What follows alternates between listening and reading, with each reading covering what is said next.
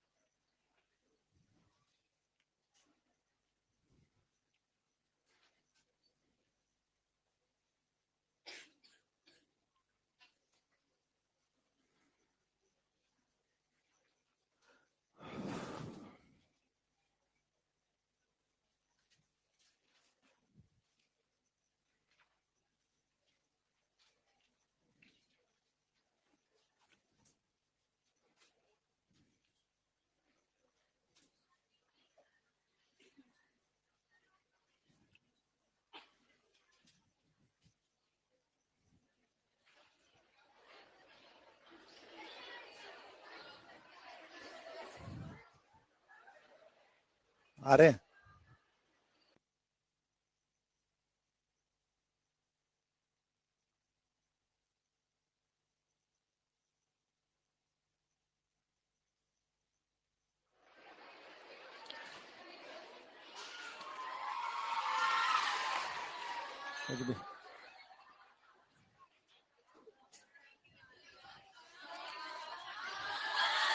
अरे उनको लग रहा था उनकी क्लास की छुट्टी हो रही है, नहीं हो रही भाई, सर लेट आ रहे हैं बस।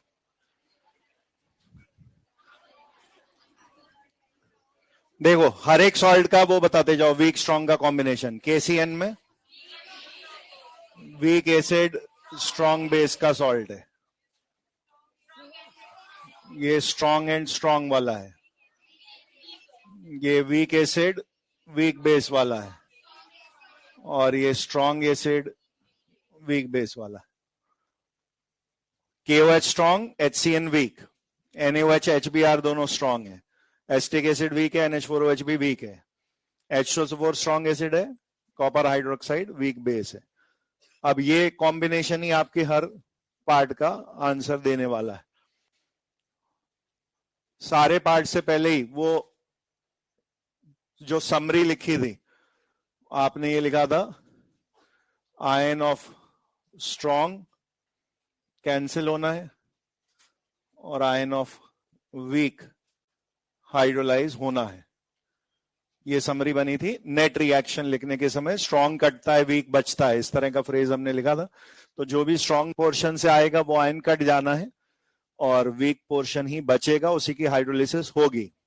तो फर्स्ट पार्ट में मुझे कैटायन बचना चाहिए, और कैटायन बचना चाहिए ओनली की बात हो रही है, बोथ वाला भी नहीं चलेगा वहां।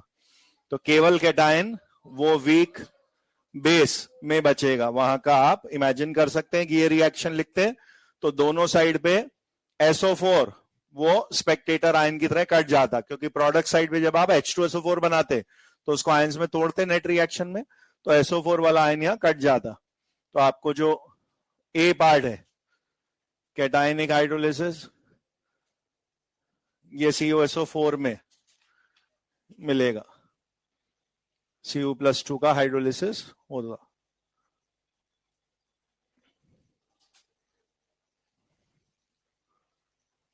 मैंने तो ओनली लिख दिया है, ओनली नहीं भी लिखा होगा तो आपको बोथ वाले को कैटायनिक और एनायनिक निकनेम में टिक नहीं करना है। अगर ऐसा बोला है कैटायनिक तो केवल वही वाला पिक करना है जिसमें कैटायन ओनली आ रहा, ओनली अलग से नहीं भी लिखा हो तो। जहां कंप्लीट सॉल्ट इज हाइड्रोलाइज बोला है तभी आप WaW भी पिक कर सकते हो। बी पार्ट एनायनिक में वीक एसिड चाहिए आपको, इसका CN माइनस पोर्शन कटने से बच जाएगा, उसी की हाइड्रोलिसिस होगी। K plus on both side Spectator ion की तरह कट जाता, तो नॉट हाइड्रोलाइज्ड में NaBr आ जाएगा।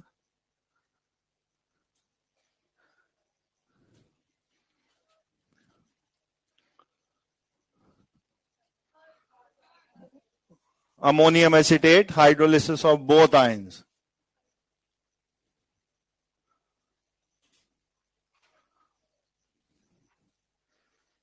हाइड्रोलिसिस ऑफ बोथ आयंस, इसमें दोनों वीक चाहिए।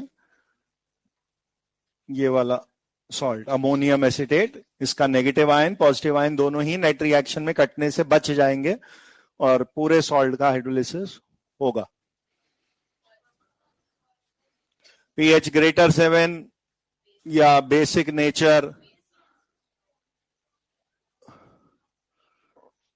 इसके लिए हमें सॉल्ट का acid part weak, base part strong चाहिए।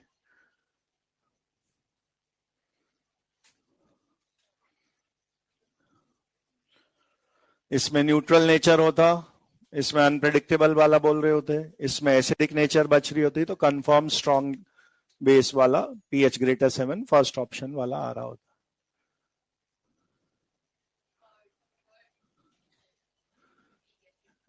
F वाले पार्ट में जो फॉर्मूला लिखा है, ये बेसिकली रूट ऑफ KH, जो WaWb सॉल्ट के लिए डिग्री ऑफ हाइड्रोलिसिस है, बाकी दोनों कैटेगरी के लिए अल्फा जैसा था, रूट KH अपॉन C, इसमें C के टर्म नहीं आए थे, इसको रूट KH को आप सॉल्व करते जाओगे तो वैसा फॉर्मूला बन जाएगा, क्योंकि KH की जगह लिखेंगे KW अपॉन वीक वाला K, और यहां दोनों वीक हैं, तो KW अपॉन में K इंटू KB, और KW को लिखेंगे 10⁻⁻14, तो ये -7 अलग आ गया, और इनकी रूट को ही -½ पावर करके ऊपर ले जाके लिखा गया है।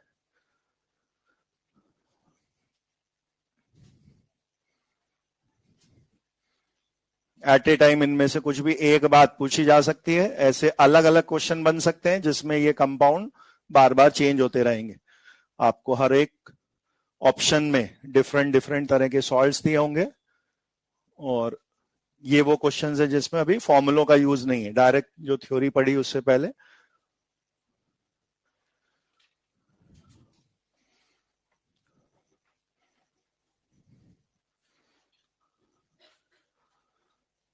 अगर मैंने इस क्वेश्चन में pH ग्रेटर 7 की जगह इक्वल टू 7 पूछा, तो इक्वल टू 7 न्यूट्रल नेचर में मैं सेकंड तो डेफिनेटली टिक करता, या मोर देन 1 करेक्ट है। अब थर्ड वाला भी मेरा आंसर है।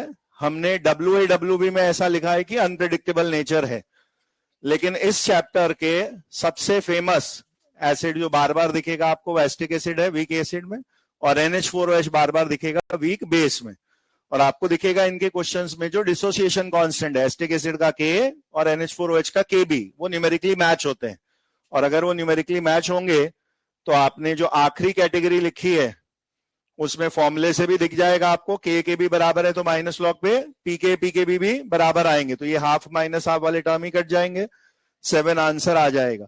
और थ्योरी में भी हमने अनप्रेडिक्टेबल के नीचे ऐसे तीनों केसेस लिखे हैं कि अगर KKB दिए हो तो जो के बड़ा वैसी नेचर, और वहां पे भी लिखा है कि अगर KKB बराबर होता है तो न्यूट्रल बोलते हैं। तो ये आप थ्योरी याद रख सकते हैं, Ka ऑफ CH3COOH और Kb ऑफ NH4OH।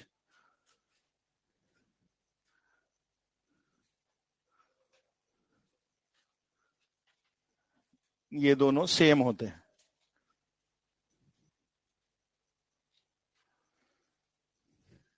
आपको एग्जैक्ट नंबर नहीं याद हो चलेगा, मोस्ट क्वेश्चन में इसको राउंड ऑफ करके 2 × 10⁻⁵ दे रहे होते हैं।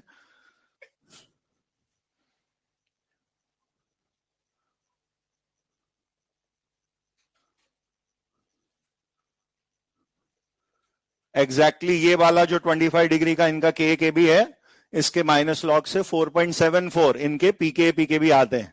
अगर आपने 1.8 की जगह राउंड ऑफ में 2 लिखा होता तो आपका पीके भी 5 माइनस लॉग 2, और 5 माइनस लॉग 2 मतलब हो गया 0.3 कम होके 4.7, तो लगभग वैसे ही आ रहा है। मेन पर्पस ये नंबर रटाना नहीं है, मेन पर्पस है ये इक्वल हैं, तो इक्वल हैं में आप कभी भी एक्वस CH3COONH4 देखेंगे तो even it is a WaWb salt, उसका पीएच इस फॉर्मूले में वैल्यूज रखने पे 7 ही आ जाएगा।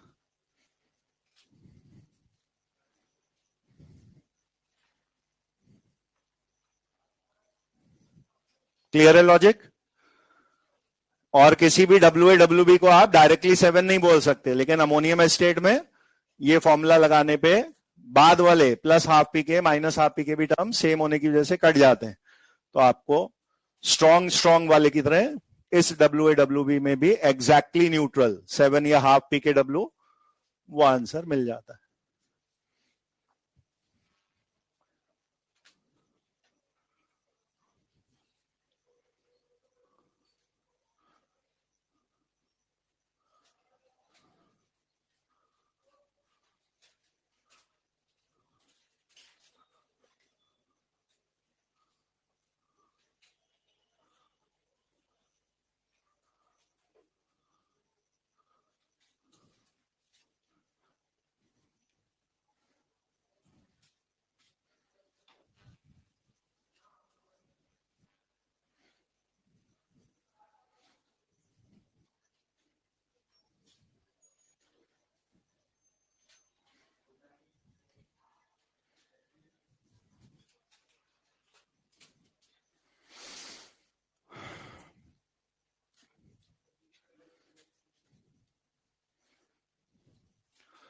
तीनों कैटेगरी के सॉल्ट के फॉर्मूले जो आपको टेबुलर फॉर्म में लिखाए गए, एक तो वो रटे हुए होने चाहिए।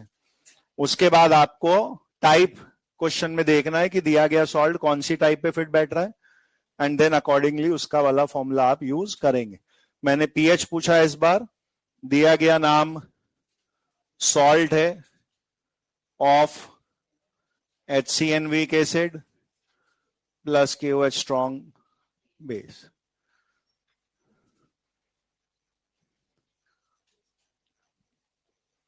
ऐसे क्वेश्चन हमेशा ये मान के चले आप, अभी जो टॉपिक चल रहा होगा उसमें आपको जितना डिफिकल्ट ये लग रहा हो उससे ये 2x डिफिकल्ट है।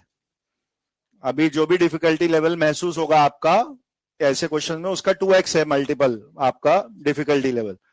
कारण अभी तो जो टॉपिक रनिंग में आपको वो दायरा पता है कि इसी टॉपिक के तो क्वेश्चन चल रहे होंगे, तो आप पेजेस पलटोगे तो उन्हीं 2 पेजेस में ढूंढोगे फॉर्मूला। लेकिन अदरवाइज बाद में कभी ये क्वेश्चन लिखा आया जिसमें फाइंड द पीएच लिखा है, तो पीएच तो 100 बार तो पहले भी निकाल लिया, 100 बार अभी आगे भी निकालेंगे, और तो सारे चैप्टर में पीएच के तो फॉर्मूले हैं, तो फाइंड द पीएच बराबर तो भूसे के ढेर में सुई ढूंढने बराबर है।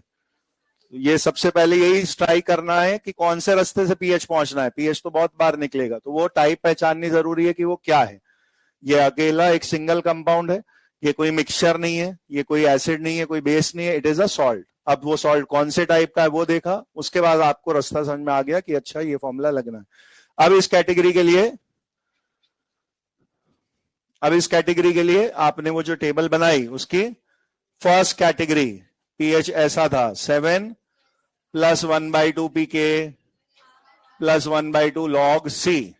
ये टाइप पहचानने के बाद और ये फॉर्मूला याद आने के बाद अब मैथ्स में कोई दम नहीं है, अब आराम से सब हो जाएगा। तो आपको 7 प्लस हाफ ऑफ, बोलिए पीके कैसे निकालेंगे, इसका minus log 10 minus log 5, log 5.7 कम होगा तो 9.3 लगभग आपका पीके ए है, तो 9.3 का हाफ ये यहां आना है। और कंसंट्रेशन जो हाफ लॉग सी में पुटो उसको डेसिमल हटा के हमेशा 10 की पावर में लिखा करो ताकि लॉग लेना इजी पड़े। तो यहां प्लस 1/2 लॉग, ये 0.01 को आपको लिखना है 10 की पावर -2। अब ये सॉल्विंग पार्ट बच रहा है 7 ये आएगा 4.65 और यहां से -2 पावर बाहर आएगी।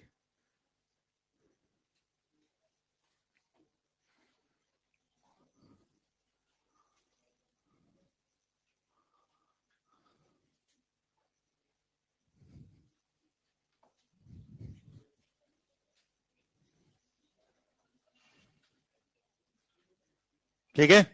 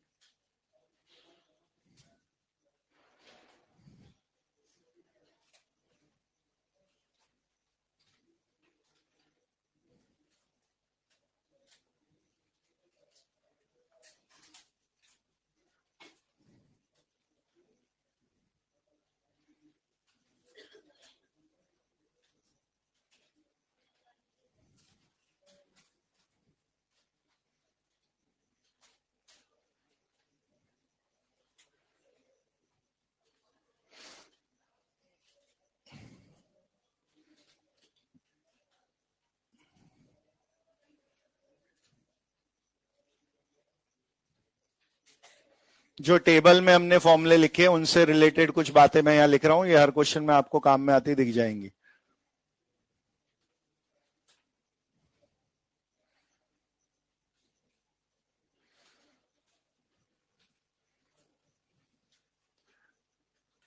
बिल्कुल शुरू वाले टर्न में ओसवाल्ड डाइल्यूशन लॉ पढ़ा था, ए बी नाम के कंपाउंड को लेके के डिसोसिएशन का फॉर्मूला डिराइव हुआ था। उसके बाद के नोट्स में भी आपको ये पॉइंट लिखा मिलेगा कि जो के dissociation C alpha square upon 1 minus alpha formula A B के लिए है वो नॉन ए बी टाइप पे नहीं लगता है। के फॉर्मूले के बी के फॉर्मूले वो भी मोनो बेसिक मोनो एसिडिक के लिए ही लगते हैं, ऐसा लिखा है। वैसे यहाँ पे भी बोल रहे हैं, हमने पूरे पूरे डेरिवेशन करके नहीं दिखाए और हमने टेबल में वो फॉर्मूले सीधे लिखे हुए हैं। लेकिन अगर 10 में कभी एक बार मुझे आपको उस रटे हुए फॉर्मूले को गलत कराना है तो मैं वो टाइप ए बी टाइप ना दूं, ऐसा हो सकता है।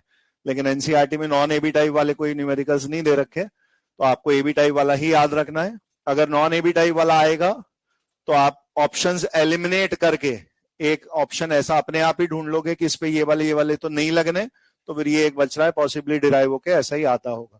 तो आपके सारे सॉल्ट ए बी टाइप होने चाहिए, तभी ये फॉर्मूले जो याद है वो अप्लाई होंगे। आखिरी फॉर्मूला जो 7-7 वाला है, एक ये वाला था, इससे अगली कैटेगरी में 7 माइनस हाफ पी के B minus half log c वाला था, एक 7 प्लस माइनस दोनों ये वाला था। इनमें 7 नंबर की जगह भी बदल के 6 6.5 कुछ और आ सकता है। आप ये मान के कर रहे हैं कि टेम्परेचर नहीं दिया पे 25 डिग्री है, क्वेश्चन में लिखा आता 90 डिग्री तो इस 7 वाली जगह 6 लिखा आ रहा होता। तो आपको फर्स्ट वाला जो नंबर है 7 उसकी जगह फॉर्मूले में आप हाफ पी के डब्ल्यू भी रिप्लेस कर सकते हैं। उस टेम्परेचर पे जो भी पी के डब्ल्यू आएगा उसके हिसाब से न्यूट्रल पॉइंट 7 की जगह कुछ और भी आ सकता है। ये टेबल में लिखाने के समय भी स्टार मार्क बना रखा है। कंसंट्रेशन के टर्म्स WA WB वाले में नहीं आ रहे थे, तो उस category of salt weak acid weak base category वाले सॉल्ट का कोई भी पैरामीटर डाइल्यूशन पे अफेक्ट नहीं होगा।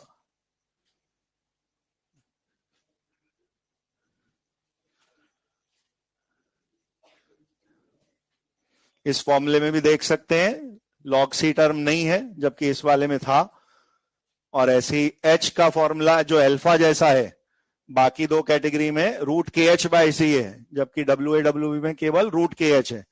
तो कंसंट्रेशन पे डिपेंड ना करना, डिग्री ऑफ हाइड्रोलिसिस का एज वेल एज पीएच का, इसको आप सीधे याद रख सकते हैं। अगर 2 5 10 20 100 गुना कुछ भी डाइल्यूटेड करने को बोलेंगे तो वो आंसर अनचेंज जो पहले दिया था वही का वही वापस टिक हो जाएगा।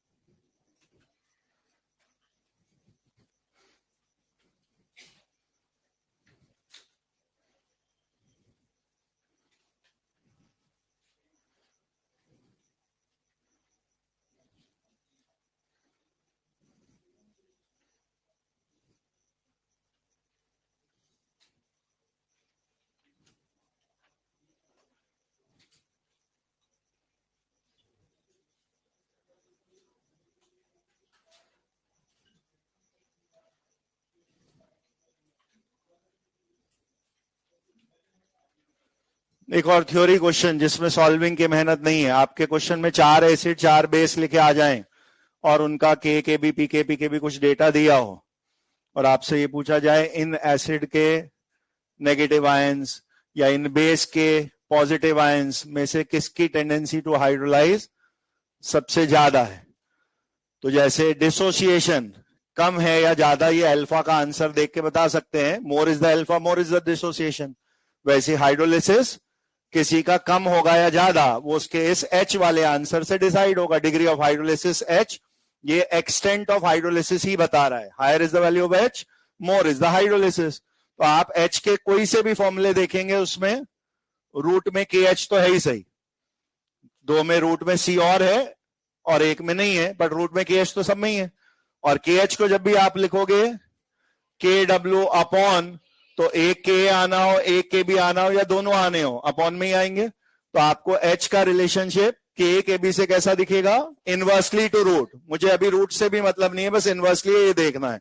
और मैंने आपको लॉजिक क्या दिया, वो आयन मैक्सिमम हाइड्रोलाइज करेगा जिसका एच ज्यादा लाना है, और एच ज्यादा लाने के लिए के भी छोटा चाहिए। तो जो आयन वीकेस्ट एसिड बेस से मिला होगा जिसका के भी मिनिमम रहा होगा, उस आयन को आप मैक्सिमम हाइड्रोलाइज करेगा, ऐसा बोल सकते हैं। थ्योरी क्वेश्चन में इसको इजीली मार्क कर सकते हैं। तो ये कुछ बातें हैं जो क्वेश्चंस में आगे पीछे काम में आती दिख जाएंगी।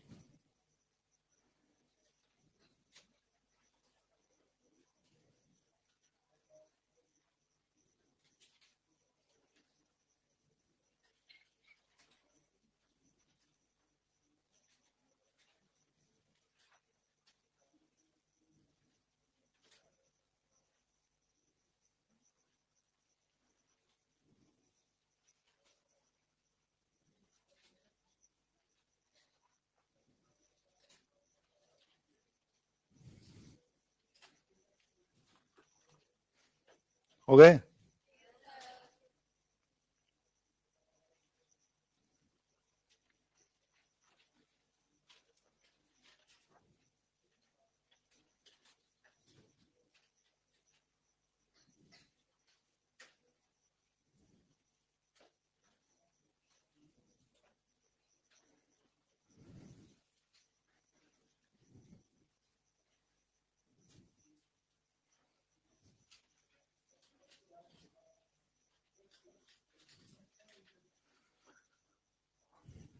इस क्वेश्चन में जो कंपाउंड लिखा है, इमेजिन करिए यहां CN लिखा है। अगर यहां NH4Cl नहीं CN लिखा होता तो क्वेश्चन में सॉल्विंग की जरूरत नहीं पड़ी होती। आपने अभी जो थ्योरी पॉइंट्स लिखे उसमें WaWb वाला अगर ये होता तो वहां H या pH चेंज नहीं होगा, कंसंट्रेशन पे डिपेंडेंसी नहीं है। तो अगर उसका फॉर्मूला H बराबर √KH लिखोगे तो उसमें ये वाला C या ये वाला C पुट ही नहीं होना है, तो सेम ही आ जाता। फिलहाल तो चेंज होगा क्योंकि NH4Cl ये salt of weak base plus strong acid है, और एक एक वीक एक एक स्ट्रॉन्ग वाले के लिए हमारा H का फॉर्मूला √KH/C होता है। फिर ओसवाल्ड डाइल्यूशन लॉ में भी आपने शुरू में ऐसे क्वेश्चन किए थे, α1/α2 इज √C2/C1 या √V1/V2, वैसे ही कर सकते हैं आप। H और C में इनवर्सली वाली रिलेशनशिप के हिसाब से H1/H2 विल बी √C2/C1, ऐसा लिख सकते हैं। यहां से 0.5% आंसर आ जाएगा। बाद वाली कंसंट्रेशन C2 में 0.4, शुरू वाली देखी 0.1, पहला वाला परसेंटेज है 1%, H2 आपको निकालना है। ये वाली चीज √4 से आ रही है 2, तो H2 सॉल्व करने पे ये 1/2 या 0.5% आ जाएगा।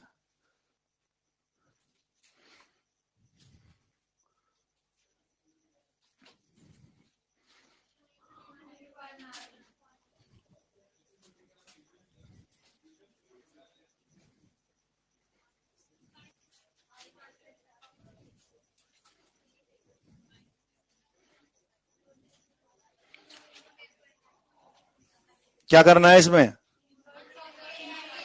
KH पहले सॉल्व करना है और उसको 1/, कर देना है। आपको जो रिएक्शन दी गई है उसमें एसिड बेस रिएक्ट करने से सॉल्ट प्लस वाटर बने, ये वाला K पूछा है। और इससे रिवर्स जो रिएक्शन है उसका KH KW/K होता। तो न्यूट्रलाइजेशन रिवर्स ऑफ हाइड्रोलिसिस होता है, इसलिए अगर आपको कभी भी इक्विलिब्रियम कांस्टेंट फॉर न्यूट्रलाइजेशन पूछा है तो वो हाइड्रोलिसिस वाले का उल्टा होगा। आप पहले KH निकाल के फिर उसे रेसिप्रोकल करें की भी जरूरत नहीं है। KH का जो फॉर्मूला है वही रेसिप्रोकल लिख दीजिए। तो 1/KH का मतलब हो गया KA/KW। Ka में दिया है 2 × 10⁻⁵, टेम्परेचर नहीं देने पे आप 25 डिग्री वाला KW यूज करोगे, तो ये 2 × 10⁹ ये फाइनल आएगा। रीजनिंग ये इंडिपेंडेंट वाला है। CuCO3 Wa+Wb सॉल्ट है,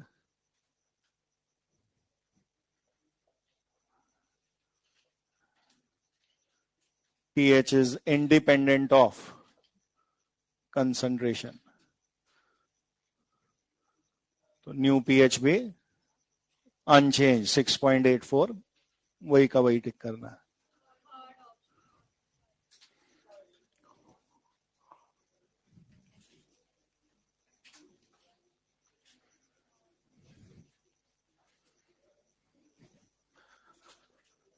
ये जो नोट में कुछ पॉइंट्स लिखे थे उसमें से आखिरी पॉइंट इस लॉजिक वाला है। ये मैक्सिमम हाइड्रोलिसिस के लिए H ज्यादा या के भी मिनिमम वाला ढूंढना है। अब बस इसमें ये काम ये कर दिया गया है कि कुछ के लिखें और कुछ पीके, तो पीके वालों को भी के में बदल दें।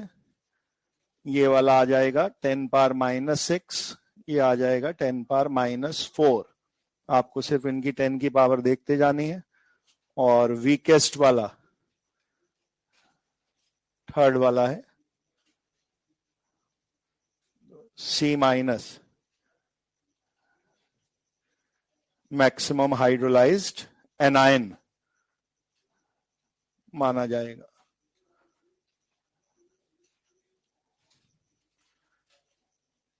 जो एसिड दिए हैं इनको आप आयंस में तोड़ते तो इनका जो A-, B-, C-, D- है वो वीक वाला एनायन ही हाइड्रोलिसिस करता, यानी जब ये सॉल्ट बनाते तो उनको एनायनिक हाइड्रोलिसिस करता हुआ आप देखते।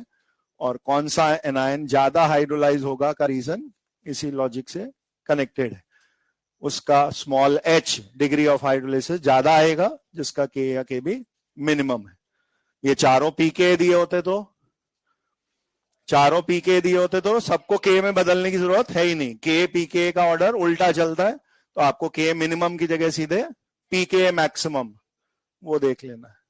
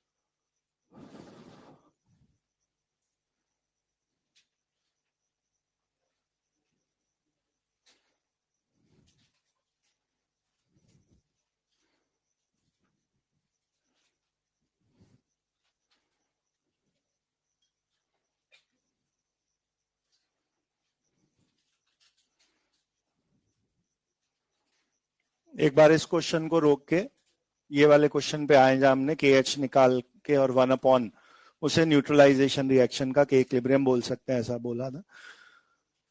सॉल्ट हाइड्रोलिसिस का टफेस्ट जो क्वेश्चन होगा वो अभी नहीं करके आप उसे बफर टॉपिक के बाद करोगे, बिकॉज वो एक ही क्वेश्चन ऐसा है जिसमें थोड़ा सा मैं नंबर चेंज करूंगा तो वो क्वेश्चन सॉल्ट हाइड्रोलिसिस का भी बन सकता है और डेटा बदलने पे बफर वाली अप्रोच का भी बन सकता है। वो क्वेश्चन कैसा होता है और क्यों मैं उसको टफ बोल रहा हूं। ज्यादातर क्वेश्चंस जो अभी तक हैं उनमें जब आप सॉल्ट हाइड्रोलिसिस का न्यूमेरिकल करना चाहते हो तो आपको पका पकाया सीधे सॉल्ट का नाम ही दिया आ रहा है कि इस वाले सॉल्ट के लिए आंसर निकालिए, KCN के लिए आंसर निकालिए, NH4Cl के लिए आंसर निकालिए, तो आपको रेडीमेड वो सॉल्ट बना बनाया दिया है। आपके लिए बफर के क्वेश्चन या सॉल्ट हाइड्रोलिसिस के क्वेश्चन वो वाले ज्यादा टफ होते हैं जिनमें वो चीज बनी बनाई नहीं है, वो चीज जिससे बनती है वो लोग दिए हैं और आपको रिएक्शन सोचनी है और रिएक्शन के बाद क्या बना होगा क्या बचा होगा ये सब एनालाइज करना है। तो सोचिए आपका क्वेश्चन लिखा हुआ है HX and NaOH were mixed. इस क्वेश्चन पे ध्यान देते हुए चलिएगा। HX M1V1 दिया है उसका कुछ, NaOH M2V2 टाइप उसके कुछ डेटा दिए हैं, आर मिक्स्ड, और तब मैंने पूछा find the pH of solution. तो आप ऐसे क्वेश्चन एक बार पहले कर चुके pH ऑफ मिक्सचर्स टॉपिक में, लेकिन pH ऑफ मिक्सचर्स में आपने हर एसिड बेस कॉम्बो नहीं पढ़ा है, आपने केवल स्ट्रॉन्ग और स्ट्रॉन्ग वाला पढ़ा है। तो weak acid strong base reactive होंगे ये बात तो सही है, वो आपस में ऐड नहीं हो सकते, लेकिन उसमें वो पुरानी अप्रोच नहीं चल सकती कि आप एक के N1V1 निकाल लो दूसरे के N2V2 निकाल लो, जो ज्यादा उसमें से कम वाले माइनस कर लो। क्यों नहीं हो सकता वीक स्ट्रॉन्ग में ऐसा? क्योंकि स्ट्रॉन्ग वाला तो N/V से 100% ग्राम इक्विवेलेंट आयंस में कन्वर्ट कराएगा, लेकिन वीक वाले का तो अल्फा 100% नहीं है ना, तो उसके आपके पास जो N/V से ग्राम इक्विवेलेंट आएंगे उसको पूरा पूरा आप H+ या OH- में कन्वर्ट नहीं मान सकते। और उसमें रिएक्शन लिखने के बाद अभी एक क्वेश्चन का वर्बली मैं हिंट बता रहा हूं और बफर में उसका दूसरा वर्जन भी बता दे रहा हूं, करेंगे ये दोनों बाद में। तो इमेजिन करिए यहां पे आपके पास n इंटू वी आए 5 और यहां पे भी आपके पास n इंटू वी आए 5। ऐसे डेटा दिए हों आपको जिसका n इंटू वी मल्टीप्लाई करने पे ये सिचुएशन थी। अगर मैंने अब बोला कि इतना इतना वाला HX इज मिक्स विद इतना इतना वाला NaOH, find the pH of solution, मेरे क्वेश्चन की भाषा यहां दी एंड हो जाएगी। अब इसके आगे बहुत कुछ आपको खुद ही एनालाइज करना है। आपको पहले एनालाइज करना है कि एक एसिड है एक बेस है तो पक्का वो रिएक्ट करेंगे, तो रिएक्ट करेंगे तो आप क्या बना होगा वो नाम लिखते। अब आप इसमें N1V1 N2V2 निकालोगे और आपको सॉल्ट और बफर में से किस रास्ते पे जाना है वो ये नंबर ही डिसाइड कराएंगे। आगे जाके जब आप बफर पढ़ोगे तो इस क्वेश्चन में ऐसा बफर बनना है। There is a type of buffer जिसको बोलते हैं एसिडिक बफर। एसिडिक बफर दो चीजों के कॉम्बिनेशन का नाम है। क्या क्या? एक वीक एसिड और उसी का स्ट्रॉन्ग बेस के साथ बना सॉल्ट। वीक एसिड और सॉल्ट के कॉम्बो को एसिडिक बफर बोलते हैं। अब सोचिए अगर मैंने आपको HX का N इंटू वी दिया 5, NaOH का भी N इंटू वी दिया 5, तब उधर आपने T बराबर 0 पे लिखे 0 एंड 0, तो ग्राम इक्विवेलेंट में तो रिएक्शन बराबर तक की होती है। आपने इन दोनों को 5-5 से क्या लिखा? अगर 0-0, इन दोनों को 5-5 से क्या लिखा? 0-0, और इधर 5-5 बना दिए, तो ये क्वेश्चन तो होगा आप सॉल्ट हाइड्रोलिसिस के रास्ते से, क्योंकि वो दोनों आपने बोले खत्म हो गए, तो मेरे पास केवल एक्वा सॉल्यूशन ऑफ सॉल्ट बच रहा है। जब आप 5-5 को 0-0 कर दोगे और इधर के 0-0 को 5-5 कर दोगे तो NaX पे फॉर्मूला 7 प्लस हाफ पीके प्लस हाफ लॉग सी आप लगाते, के दिया वो आएगा, उससे पीके आप निकाल चुके होंगे, हाफ लॉग सी, वहां पे सी पुट होना है। अगर ये 5 बार रख दिए गलत हो जाएगा। ये 5 तो किसका आंसर आया होगा? N into V N into V N into V का, यानी ये अभी भी ग्राम इक्विवेलेंट्स ही चल रहे हैं और इन ग्राम इक्विवेलेंट्स को वापस से नॉर्मेलिटी मोलैरिटी में बदलना है। और क्या करना पड़ेगा उसके लिए? वॉल्यूम से डिवाइड। तो अगर ये आया होगा 0.1 इंटू 50 करके 5, ये भी आया होगा अगर 0.1 इंटू 50 करके 5, तो आपको यहां ये जो 5 बने इनमें वापस से वॉल्यूम का डिवाइड करना है। लेकिन अब ये मिक्स हो चुके हैं तो वॉल्यूम का डिवाइड 50 प्लस 50 100 वाला होता, तब जाके आप सी सॉल्व कर पाते और आगे फॉर्मूला बनता। तो ये तो एक रूट हो गया सॉल्ट हाइड्रोलिसिस वाला। और अगर मैंने कहा ये 0.1 इंटू 100 से आए थे 10 और वो वाले 0.1 इंटू 50 से आए थे 5, तो सिर्फ ये 5-5 की जगह 10-5 करते ही क्वेश्चन का ट्रैक बिल्कुल बदल चुका है। अब आप बोलोगे 10 एंड 5 में 1-1, 2-2, 3-3, 4-4, 5-5 होते होते 5 वाला LR लिमिटिंग रिएक्टेंट बनके खत्म हो जाएगा। यहां पे 10 में से 5 खर्च हुए हैं, 5 बच गए, और उधर 5 NaX के भी जो दोनों उसी बीकर में है, बचा हुआ HX भी सेम बीकर में है, बनने वाला सॉल्ट भी सेम बीकर में है, और तब क्या कहलाता है ये? बफर। क्वेश्चन वाला आपको कुछ भी नहीं बोलेगा, वो तो क्या बोलेगा? बस ये एंड ये were mix, find the pH of solution. तो this is the toughest variety जिसमें सारा आपको एनालिसिस खुद ही करना है कि ये रिएक्शन होगी तो क्या होगी, ये बफर बनेगा तो क्यों बनेगा, ये सॉल्ट हाइड्रोलिसिस होना है तो क्यों होना है। This is the toughest variety जो हम बफर पढ़ने के बाद एक ही क्वेश्चन में दोनों पार्ट्स दिखाएंगे, लेकिन मैंने वर्बली बता दिया आपको इस तरीके से भी कोई क्वेश्चन बनेगा। फिलहाल वो वाला सॉल्व अप कर लो।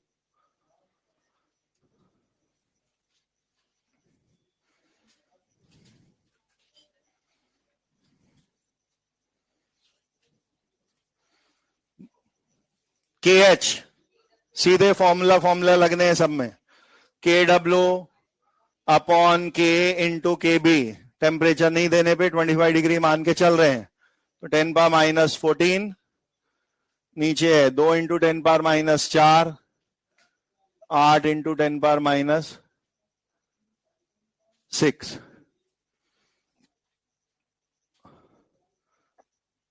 ऊपर एक 100 का टर्म बढ़ा रहा हूं मैं, 100 इंटू 10 की पावर हो जाता है ये -16, -16 में से -10 हटा दी, -6 पावर बचेगी, और 100 के अपॉन में 16 बच रहा है, तो ये 6.25 10 पावर -6 ऐसा आपका KH आना चाहिए सॉल्विंग में। केवल फॉर्मूला याद होना चाहिए, उसमें डेटा रखें।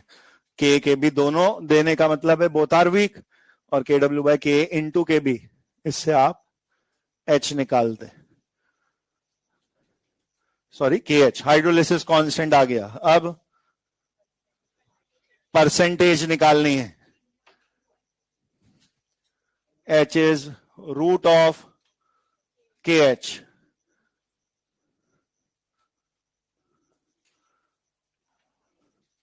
फिर 6.25 को पॉइंट हटा के लिख दे रहा हूं, 625 10 पावर -8, 625 रूट के बाद 25 10 पावर -4 या 2.5 10 पावर -3 इंटू 100 पे 0.25%, ये आपकी परसेंटेज हाइड्रोलिसिस आती है, क्योंकि इंटू 100 के बाद उसे परसेंटेज बोलेंगे। H का आंसर तो 2.5 10 पावर -3 आता। और pH निकालने के लिए इनके यहीं पे pK भी और लिख दो, तो pKa 4 - log 2 0.3 कम होके 3.7, 6 - log 8 0.9 कम होके 5.1, ये pK भी है। और आप थर्ड पार्ट में लिखते 7 प्लस हाफ pKa, ये है 3.7 का आधा इज 1.65 माइनस हाफ pKb, ये है हाफ ऑफ 5.1 यानी 2.55।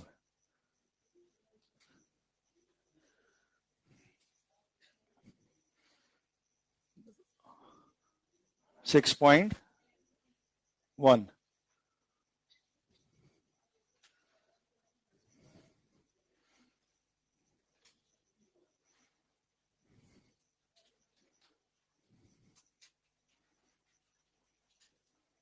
एक क्वेश्चन में एट ए टाइम एक ही चीज पूछी जा रही होगी प्रैक्टिकली, मैंने वो दोनों तीनों चीजें कैलकुलेट करवा दी हैं।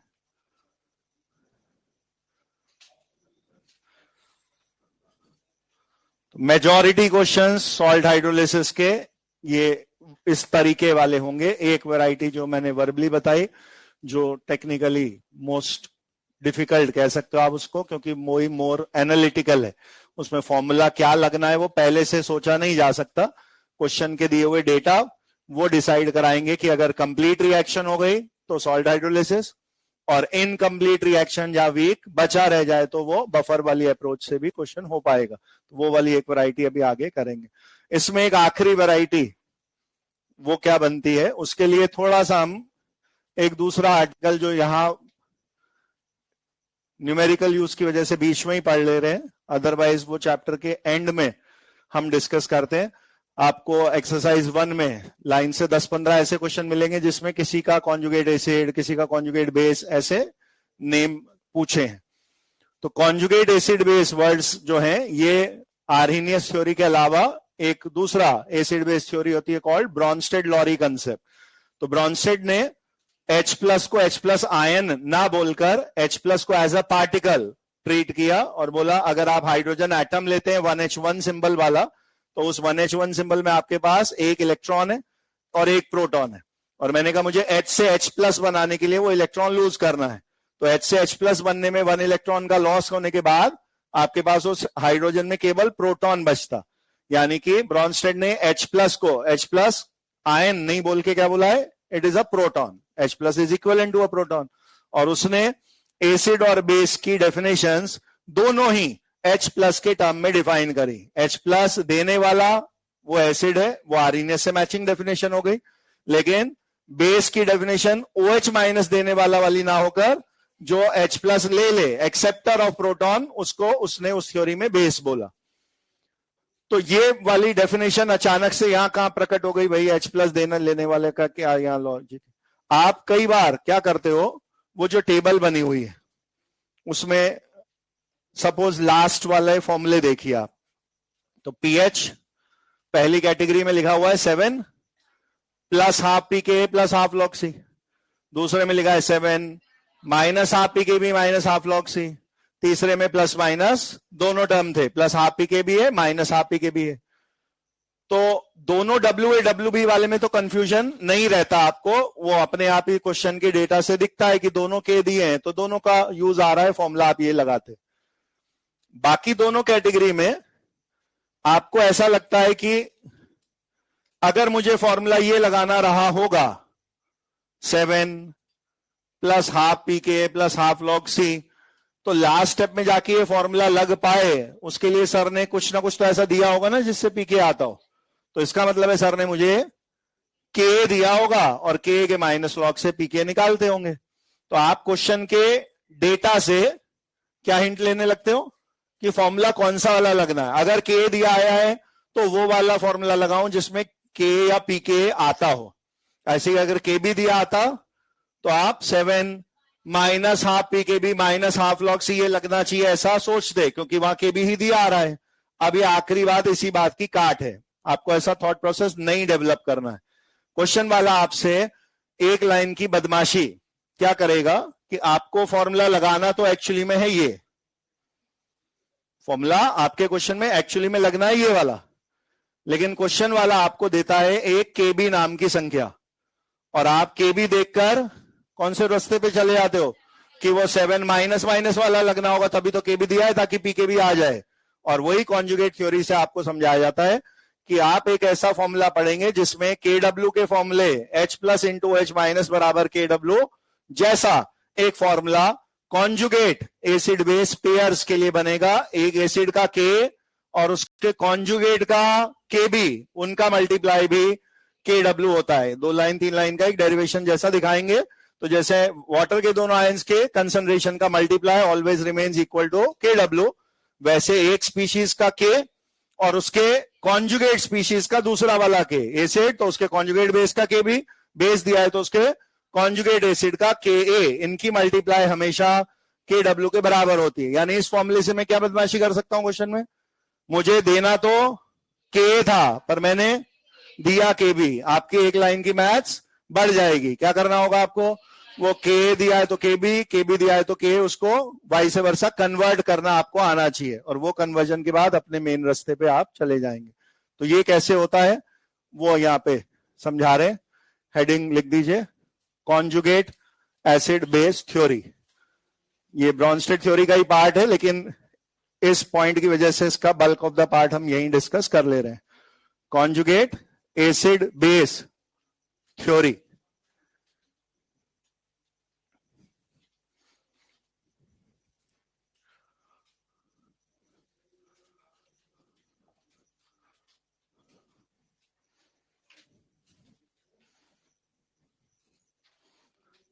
Conjugate acid base theory.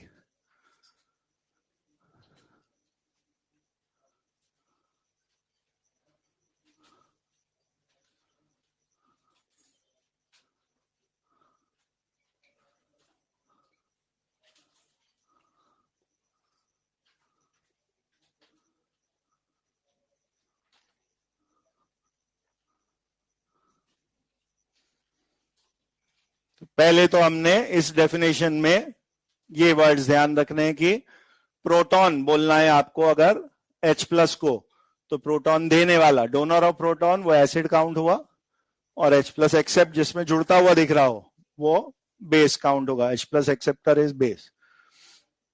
दूसरी बात इसमें क्या ध्यान रखनी है, एसिड में से H प्लस हटाने के बाद जो आंसर बचेगा उसी को कॉन्जुगेट बेस कहा गया है।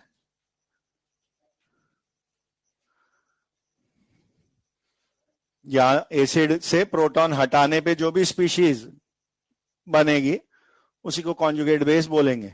एग्जाम्पल समझ सकते हैं आप, अगर HCl यहां है तो H प्लस हटने के बाद Cl माइनस उसका कॉन्जुगेट बेस बोला जाता। और बहुत आराम से आप इसको समझ सकते हैं कि इसको बेस क्यों बोलना चाहिए, क्योंकि बेस की डेफिनेशन उल्टा है ना। तो जो भी चीज H प्लस हटाने पे बनेगी वो नेगेटिवली चार्ज होगी, और नेगेटिव वाला कुछ भी होगा तो वो प्लस को एक्सेप्ट तो कभी भी कर ही सकता है ना वापस। तो Cl माइनस को जहां भी H प्लस मिलता है वो उसको गेन कर सकता है, तो Cl माइनस को आप एक्सेप्टर ऑफ प्रोटॉन या कॉन्जुगेट बेस है ऐसा बोल पाते हैं। सिमिलरली बेस की डेफिनेशन क्या है? H प्लस एक्सेप्ट होना है, बेस के नाम में H प्लस जोड़कर जो नया आंसर आए उसको कॉन्जुगेट एसिड बोला जाता है।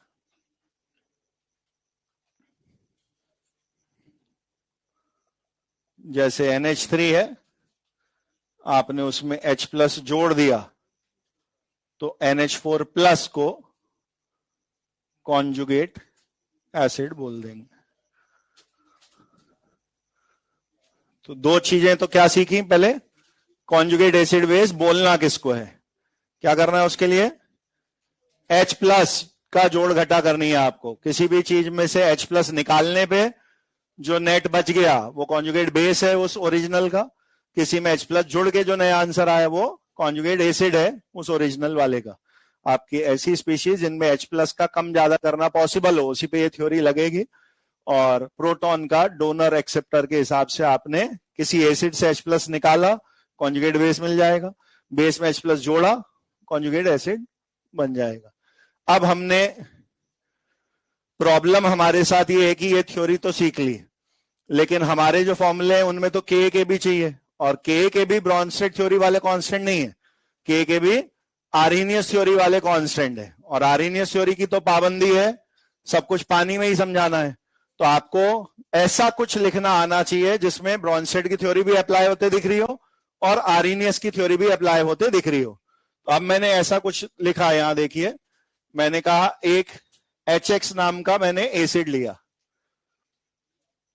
और मैं इसको आर्हेनियस थ्योरी से और ब्रॉन्स्टेड थ्योरी से दोनों से समझा सकूं, इसके नाम पे मैंने इसकी पेयरिंग H2O के साथ ही करी, इसको वाटर में ही डाल दिया।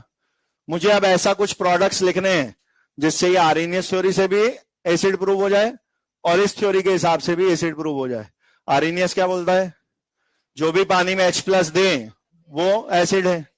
ये थ्योरी कह रहा है वही बात, H प्लस देने वाले को एसिड बोलते हैं। तो अगर आपने HX से H प्लस हटाया तो वो तो क्या बनेगा? X minus. वो तो क्या बनेगा? X minus. अब दो लोगों में लेना देना चल रहा है, तो इसने H प्लस जो लूज किया वो इसने रिसीव किया है, इसमें H प्लस जुड़ के कैसा दिखेगा? ये H3O प्लस हाइड्रोनियम आयन, ये सुना हुआ ना आयन है हमारा, H प्लस को ही हाइड्रोनियम आयन भी बोलते हैं। तो मैंने एक ऐसी रिएक्शन लिख दी जिसमें वाटर में H प्लस या हाइड्रोनियम रिलीज होना ये भी प्रूव हो रहा है एसिडिक, और प्रोटॉन डोनर वाली बात भी प्रूव हो रही है। अब अगर मैंने आपसे कहा मैं K का फॉर्मूला लिखना चाहता हूं, तो सॉल्ट हाइड्रोलिसिस के एक डेरिवेशन में मैंने कहा था आपको सिर्फ सुनना है, लिखना नहीं है। हमने बोला था जो जो चीजें प्रोडक्ट बाय रिएक्टेंट होंगी उनको लिखेंगे, बट अगर कुछ चीज सॉल्वेंट है एक्सेस में तो वो के फॉर्मूले में नहीं आता है।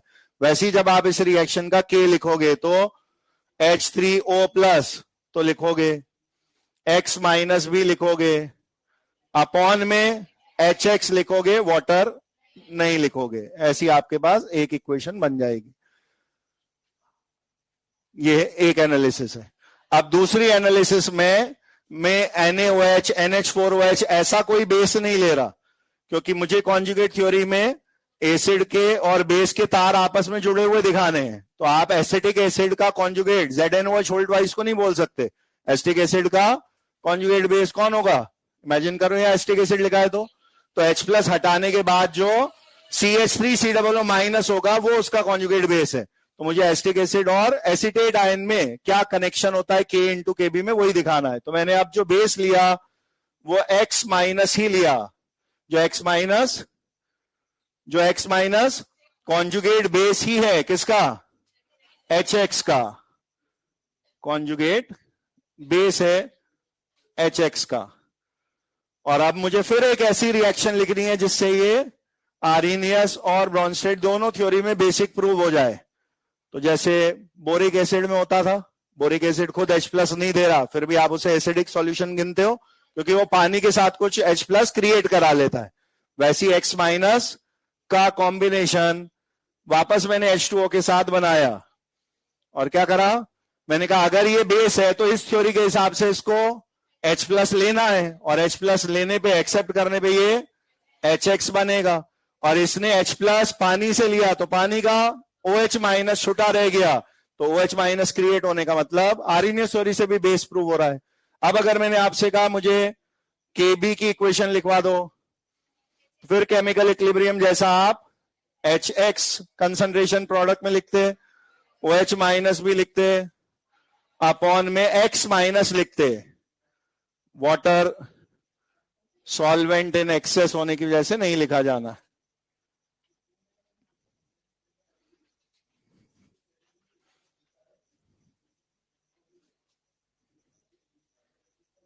इक्विलिब्रियम कांस्टेंट के एक्सप्रेशन में वाटर नहीं लिखा जाना है। ये आपके पास एक और इक्वेशन आ गई। अभी आपके न्यूमेरिकल में जो काम पढ़ना है, ये स्टेप सीखने की कोई जरूरत नहीं है, वो आया कैसे है वो फॉर्मूला मैं तो वो दिखा रहा हूं। ये 1 नंबर 2 नंबर मल्टीप्लाई कर दो आपस में, ये 1 और 2 नंबर की इक्वेशंस मल्टीप्लाई कर दीजिए। क्या दिखेगा इधर, 2 के भी मल्टीप्लाई हैं और वो के भी अनजान लोगों के भी नहीं है, क्या है, कॉन्जुगेट पेयर के ही के भी है। एक एसिड है तो उसी के कॉन्जुगेट का के भी है, एक बेस है तो उसी के कॉन्जुगेट एसिड का के है। तो आपको एक साइड पे के और के भी मल्टीप्लाई होते दिखा। इधर देख लीजिए क्या क्या हो रहा है, HX अपॉन में ऊपर कट गया, X- ऊपर नीचे कट गया, केवल H3O+ और OH- बचे, जिसको ही KW बोलते हैं। तो KA इंटू KB बराबर KW, या माइनस लॉग के बाद PKA प्लस PKB बराबर PKW।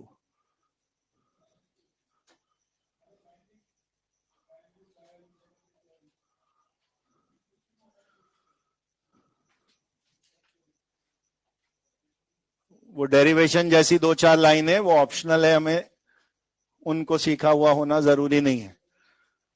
ये फॉर्मूला हमें सीधे याद रखना है।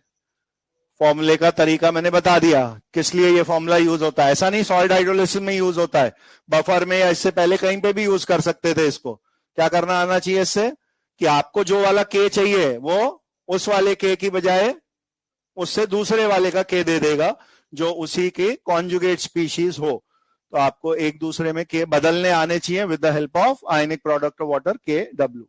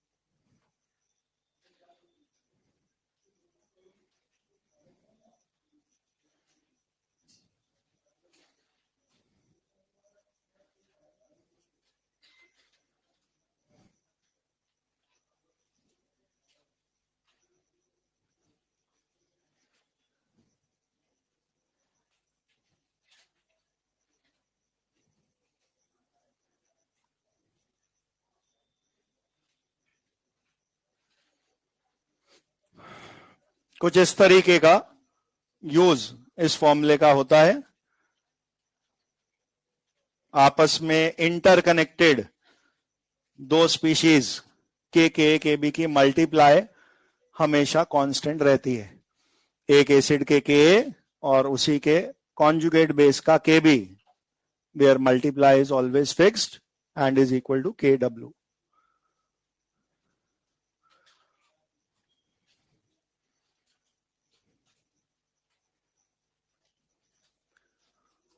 और ये फॉर्मूला IOC-OC में बहुत सारे क्वेश्चंस में हिडन वे में आप यूज कर रहे होते हो। फॉर्मूला नहीं यूज में आ रहा होता, बट जो लॉजिक है वो इसी से यूज में आ रहा होता है। जैसे आप हेलोजन्स वाले ग्रुप के 4 एसिड्स के नाम लिख के बैठे हो, HF, HCl, HBr, HI, और आपको उनकी एसिडिक नेचर का ट्रेंड पता है कि HF से HCl से HBr से HI इंक्रीजिंग एसिडिक स्ट्रेंथ है, HI is strongest, HF is weakest.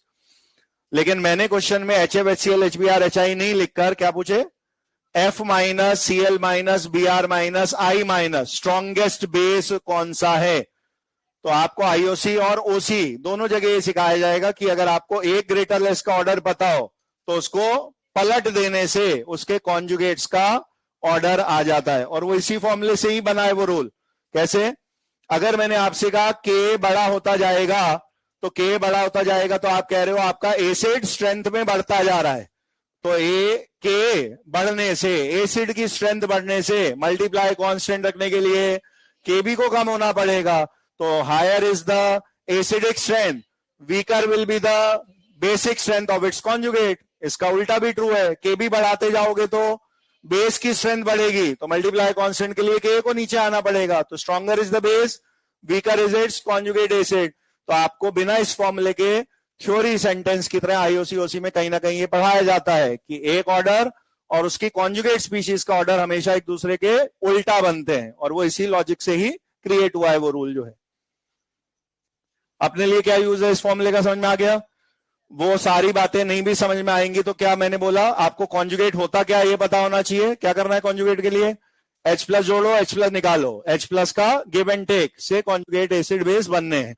Conjugate base किसको बोलेंगे, कोई भी ऐसा नाम जिसमें से H प्लस हटाया जा सके, H प्लस रिमूव करने के बाद जो आंसर बनेगा वो कॉन्जुगेट बेस है। कॉन्जुगेट एसिड कैसे आएगा, किसी में भी H प्लस जोड़ दो, H प्लस जोड़ने के बाद के आंसर को कॉन्जुगेट एसिड बोलेंगे। और ये फॉर्मूला आपको ये बोल रहा है कि आपको जो वाला चाहिए के बजाय उसके कॉन्जुगेट वाला के दे दें, तो आप इस फॉर्मूले से उनको एक दूसरे में बदल सकते हो। आपके क्वेश्चन में आप चाहते थे HCN का के मिले, पर क्वेश्चन वाले ने HCN के की जगह CN माइनस का KB या PKB दे दिया, तो आप इन फॉर्मूले से वापस HCN पे पहुंच सकते थे।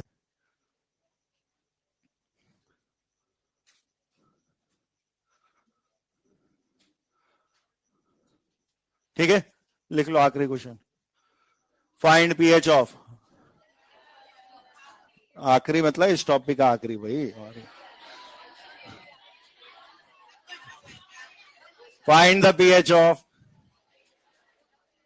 find the pH of 0.1 capital M, find the pH of 0.1 molar CH3COONA solution, sodium acetate, find the pH of 0.1 molar CH3COONA solution if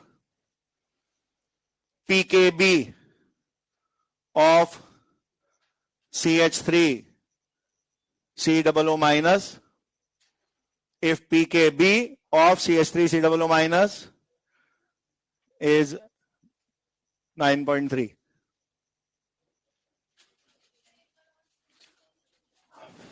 Find pH of 0.1 molar CH3COONA solution if pKb of CH3COO minus is 9.3.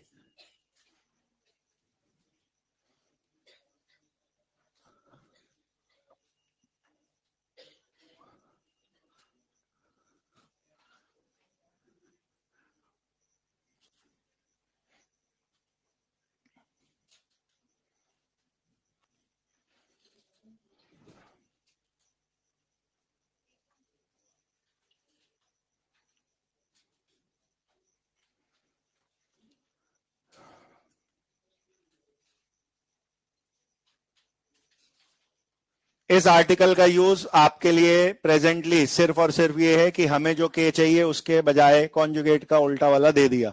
आपका जो salt दिया है CH3COONA, ये है salt of CH3COOH जो weak acid है, plus NaOH जो strong base है। आपको इसके लिए पीएच का फॉर्मूला लगाना है। पीएच के फॉर्मूले में आपको आइडिया है कि यहाँ बेसिक नेचर बननी है, आंसर 7 से ज्यादा लाना है, तो 7++ वाला एक फॉर्मूला ये वाला हमें यूज करना है। और अब आपको समझ में आ जाएगा कि उस डेटा का यूज क्या है। आपका फॉर्मूला लगाना ये है जिसमें pKa इस वीक एसिड एसिटिक एसिड का आपको चाहिए, पर ये वाला ना देकर pKb दिया हुआ है पर वो इसी के कॉन्जुगेट का है। तो एसिटिक एसिड का pKa प्लस उसी के conjugate base CH3 COO minus का pKb 14 होगा।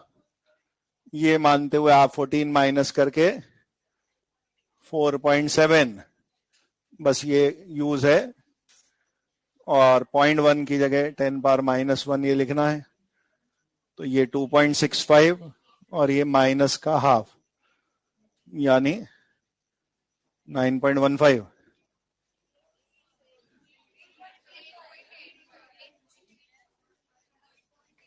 क्या 2.35 है, 8.85।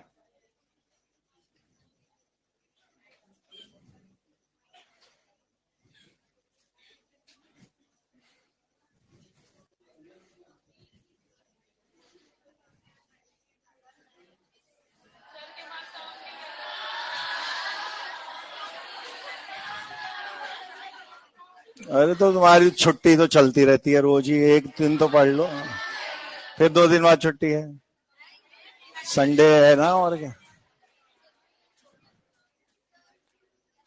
19-20 तारीख तो हो गई, 10 दिन बाद वहां विजय को पणजी भी जाना है स्वामी चिन्मयानंद जी का सत्संग सुनने। 2 अक्टूबर को जाएगा ना वो सत्संग सुनने, 3 अक्टूबर को लौटेगा पिक्चर देके पाव भाजी खा के।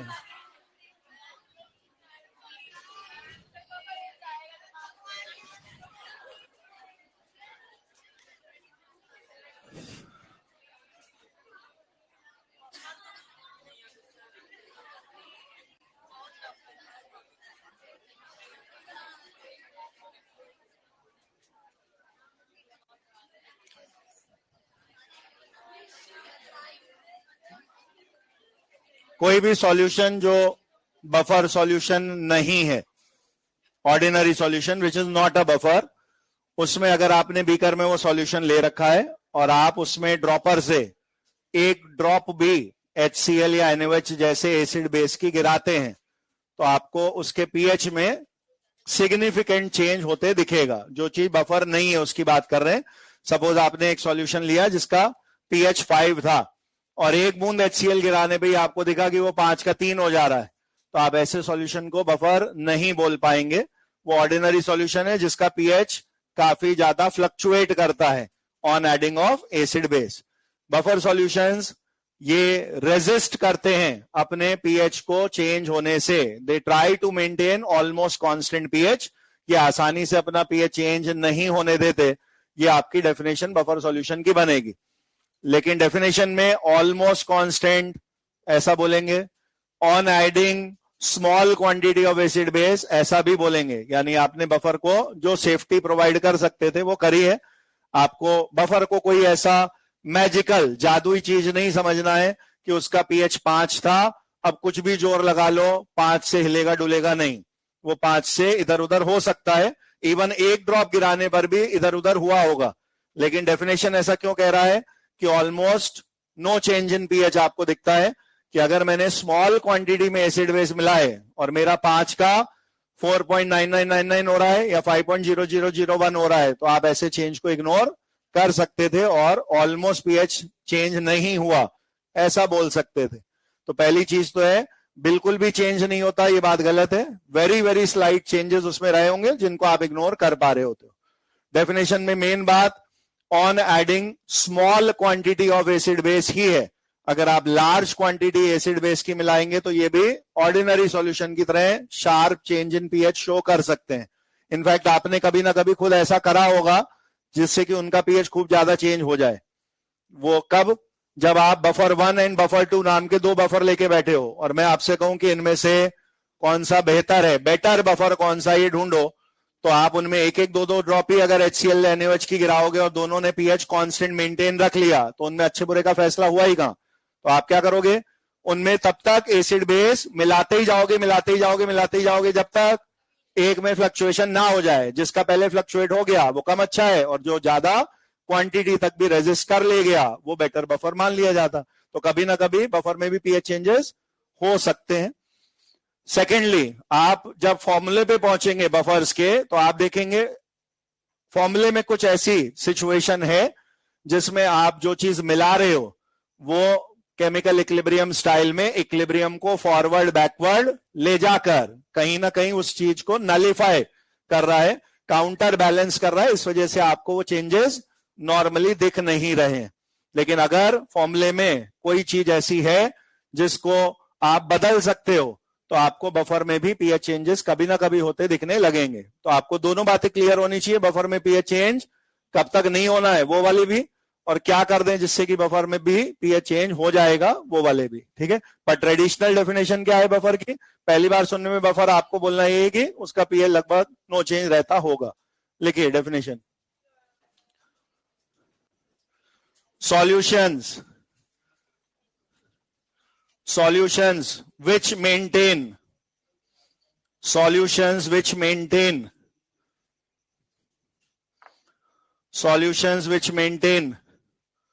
almost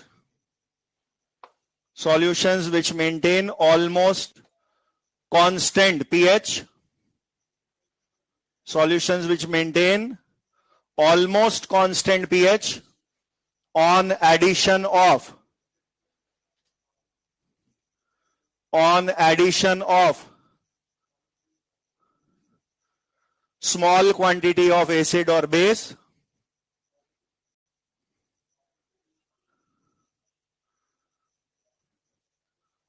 solutions which maintain almost constant pH on addition of small quantity of acid or base are called buffer solutions.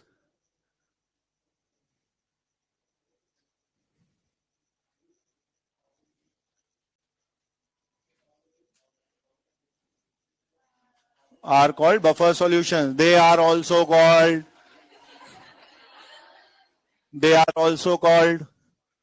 solutions of. They are also called solutions of. Inverted commas में ये दो नाम लिख दें, रिजर्व एसिडिटी और reserve alkalinity. They are also called solutions of reserve acidity or reserve alkalinity.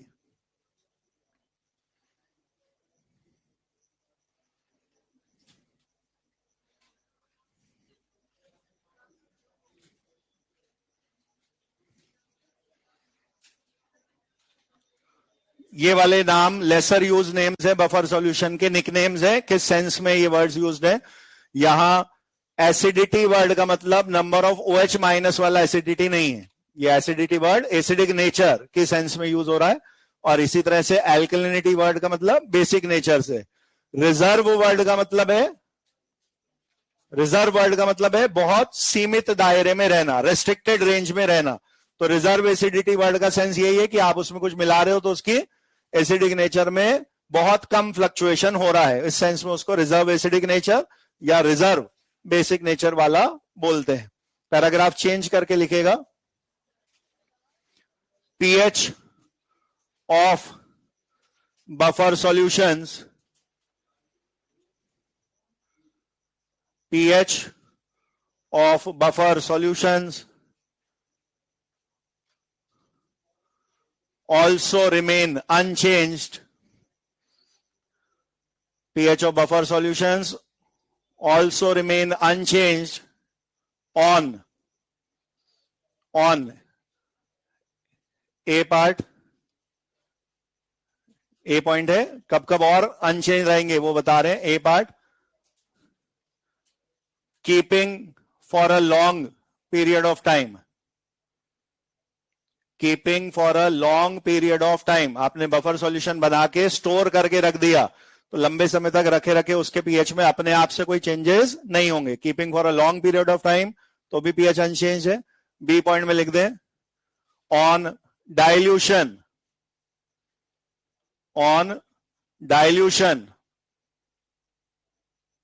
यानी केवल पानी पानी मिलाने से भी बफर में पीएच चेंजेस नहीं होंगे। आगे बफर में आपको जो फॉर्मूला पढ़ना है, मैं उनमें से एक के फॉर्मूले से आपको ये बात समझा दे रहा हूं। ऐसा कभी एसिडिक बफर में जाके एक फॉर्मूला बनेगा, पीएच बराबर P K A plus log salt by acid. तो मैंने क्यों बोला डाइल्यूशन पे भी पीएच चेंज नहीं होगा? डाइल्यूशन पे इस फॉर्मूले का इस पोर्शन का तो कुछ नहीं बिगड़ेगा, ये तो टेम्परेचर के अलावा कभी चेंज नहीं होना। यहां पे जो कंसंट्रेशन है वो V से इनवर्सली चलनी है, तो V डबल करने से C का C/2 होना है। लेकिन अगर ये वाला भी C/2 होना है और ये वाला भी C/2 होना है तो वो तो कैंसिल ही होगा। तो आपको पीएच में डाइल्यूशन से भी फर्क नहीं पड़ना, स्मॉल क्वांटिटी एसिड बेस में लाने पे भी नहीं पड़ना, लंबे समय तक रखे रखे भी नहीं पड़ना। अगली लाइन में लिखिए, however pH of buffer solutions, however pH of buffer solutions may change, however pH of buffer solutions may change on A point adding large quantity of acid or base,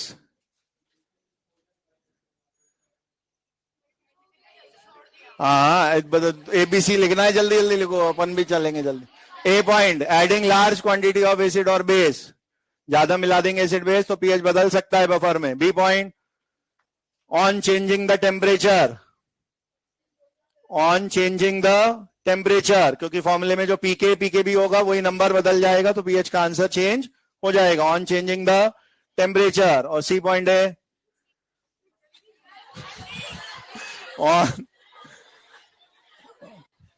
on changing the ratio